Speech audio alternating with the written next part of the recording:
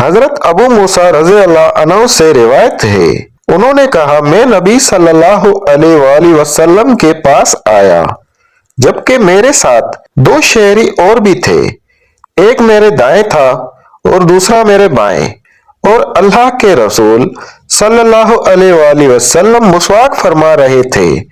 इन दोनों ने आपसे कोई ओहदा मांगा।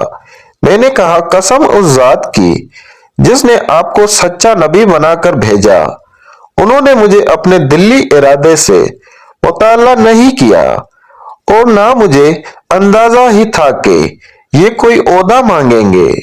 मुझे यूं लगता है कि मैं अब भी देख रहा हूं कि आपकी मुसवाक आपके होंठ मुबारक के नीचे है और होंठ सिकुड़े हुए हैं।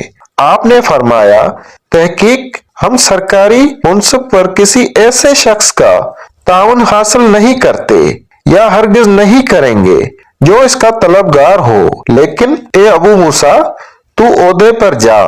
फिर आपने उन्हें अबू मूसा को हाकिम बनाकर यमन भेज दिया। फिर आपने उनके पीछे हजरत माज बिन जबल रज़ी अल्लाह अन्हु को भी भेज दिया। सुभान अल्लाह।